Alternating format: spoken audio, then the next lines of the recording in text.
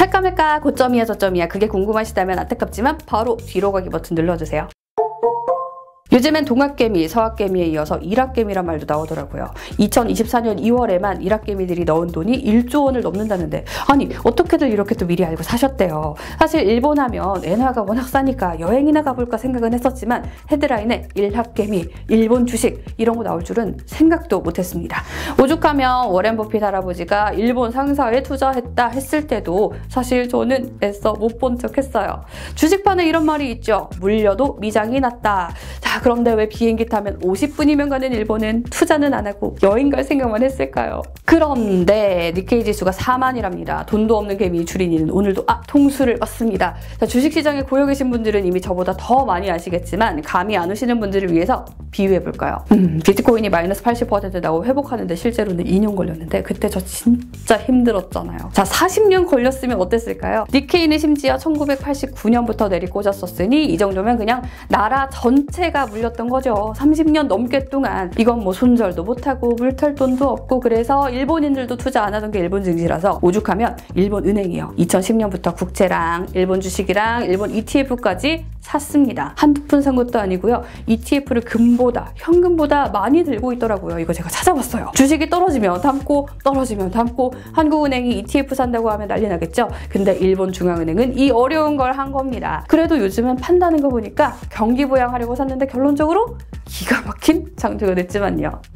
그냥 주식만 오르는 거 아닌가 싶습니다. 근데 분위기가 나쁘지가 않아요. 일단 우리에게 친숙한 도요타만 봐도 그래요. 1년간 95% 상승했는데 전 세계 차 판매량 1위래요. 2011년부터 지금까지 도요타 차 판매량 중 탑을 찍었고요. 또 일본인들이 돈 잘 안 쓰고 검소하기로 유명하잖아요. 요즘은 이 짠돌이 일본인들이 백화점 가서 물건을 산다네요. 소매 판매가 13개월째 늘었다 이런 말 나오고요.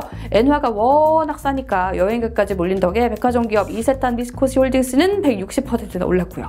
그 워렌 버핏 할아버지가 투자하셨다는 미쓰이도 71%, 미쓰비시도 173% 등등 올랐더라고요. 사실 기업들의 실적이 좋았던 이유는 여러 가지가 있겠지만 일단 엔저 때문이 크죠. 일본은 수출로 먹고 사는 나라라서 엔화 가치가 떨어지면 일본 물건이 싸집니다. 중국은 어때요? 위안화가 약세가 된다 싶으면 이걸 강세로 관리하느라고 난리인데 일본은 엔화 약세를 활용하겠다 이렇게 직접 말까지 했습니다. 금리도 아직까지 마이너스 금리로 유지 중인데 뭐 오늘 결과를 봐야겠지만요. 쉽게 돈을 은행에 넣어놓으면 돈을 내라, 넣지 말고 써라는 거였죠. 솔직히 재팬 패싱 당하는 거 일본도 알았겠죠? 그래서 이번 부활은 일본 정부의 10년 장기 프로젝트다라는 얘기가 나오는 게 정부가 주식만 산 게 아니라요. 주가 순자산 비율 PBR이 1배 이하인 기업들에게 어떻게 해서든 1배로 끌어 올려라. 안 그럼 상장 폐지한다 라고 했습니다. 뭔 뜻이냐?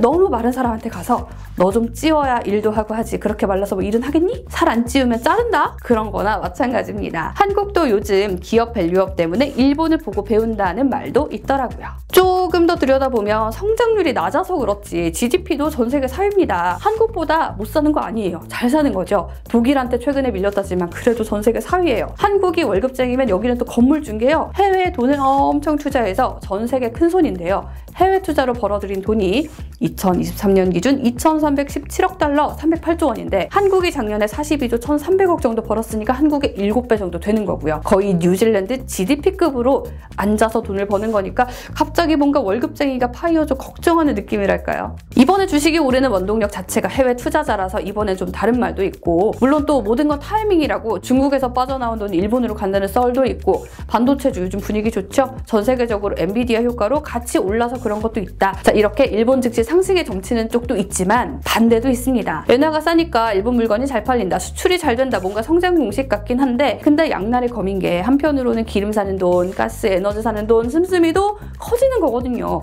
전체 수입품 35%가 석유잖아요. 유가 오르면 인건비 올라가 물가도 상승하죠. 물론 일본은 전 세계가 다 물가 올라서 난리인 지금도 2%대예요. 아직은 관리 가능한 수준이지만 금리 있는 세계로 갈 수 있다고 하니까 또 어떻게 될지 불확실성이 남아있는 거죠. 또 일본은 춘투라고 해서 임금 인상 시즌이 오는데 이 춘투 시즌에 기업들 임금이 오르는 걸 좀 봐야 이게 성장세인가 점칠 수 있다는 말도 있습니다. 그리고요. 오른 종목보다 안 오른 종목이 더 많다 이런 볼멘 소리도 나오는 게 사실 반도체나 상사 몇 개 분위기가 좋은 거지 안 오른 것도 있고 연수익이 마이너스인 것도 있습니다. 그리고 최근에 일본 은행도요. 분할 매수한 거 입절했다는데 이거 레드라이트 아니야? 이런 얘기도 나옵니다. 사실 일본은 30년 전만 해도 미국이랑 어깨를 나란히 했습니다. 한때 일본이 전 세계 시총 1위인 때도 있었고 록펠러 센터 주인이 일본이었던 적도 있었습니다. 처음엔 잃어버린 10년에서 시작해서 20년, 30년 점점 늘어난 거라서 과연 잃어버린 40년으로 가는 길에 살짝 반등해보는 거 아니야? 이런 생각도 들고 아니면 저력 발휘해보는 건가? 이런 생각도 드는데요. 자, 국민소득 개념으로 GDP 통계를 완성해서 노벨 경제학상을 받은 사이방 푸츠네스 교수 그 유명한 말이 있죠. 세계엔 4가지 유형의 국가가 있다. 선진국, 후진국, 일본, 아르헨티나. 일본을 따로 빼놓은 게요. 뭐 사실 한국도 한강의 기적 이러지만 패전국에서 한 세기도 안 돼서 전 세계 1위를 찍어본 나라가 바로 일본이거든요. 자, 그리고 다시 잃어버린 30년의 그 끝을 보고 있는 일본. 앞으로 어떻게 될까요? 여러분의 의견을 댓글로 많이 남겨주세요. 1박! 제가 사면 고점이니까 저는 여러분들을 위해 눈물을 머금고 안 들어가겠습니다.